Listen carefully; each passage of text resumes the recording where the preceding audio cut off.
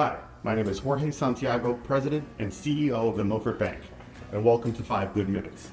5 Good Minutes is a short-form video where we introduce you to the heroes in our community who are making a difference. Today we're visiting our friends at the Milford Prevention Council and talking to Wendy Gibbons, the Executive Director.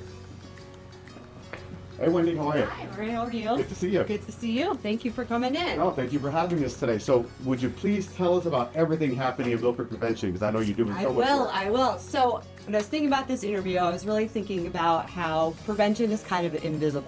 It's not something you can see because nothing negative has happened yet. We're trying to prevent anything from negative happening. So thinking about it, I was like, then let me walk you through some of the programs and things that we do to educate our community about substance use.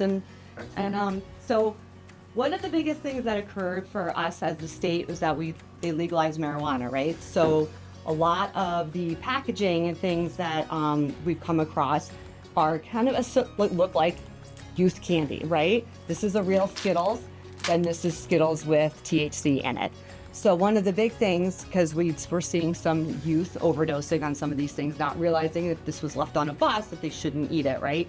So one of the things we really, really like to do is get out information to parents, families, caregivers, so they're aware of what the current trends and things that are going on.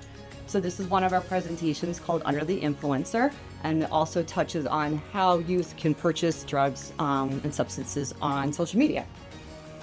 And given that too, one of the things that we talk about with parents is a program we do called Hidden in Plain Sight.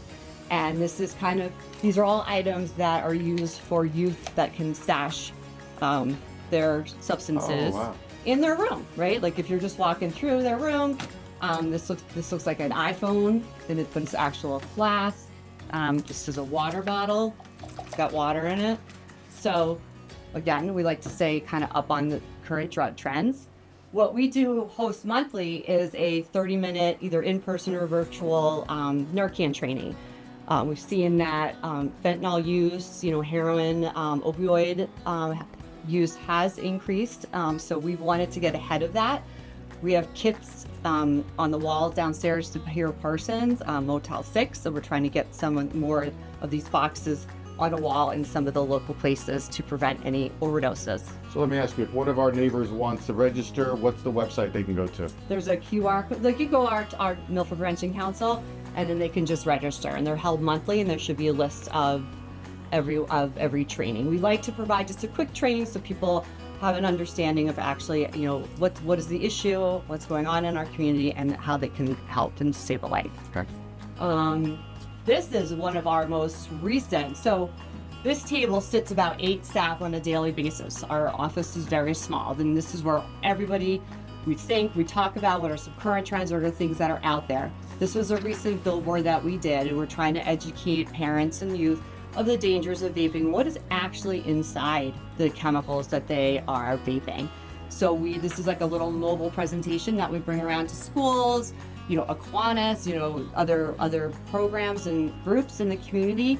So just to say, this is kind of the dangers of the things that they're smoking. It's not natural.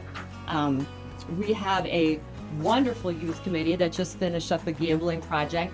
They do a lot of kind of prevention on TikTok, on social media. They've done some podcasts, and they try to get, we have about 20 to 40 members of our youth committee. A big initiative down here that we've just kind of been starting is called an environmental scan, where we go to local vape shops, tobacco retailers, and we go in and we just ask them, what are the newest products? What are people buying? Do you see youth trying to come in and buy?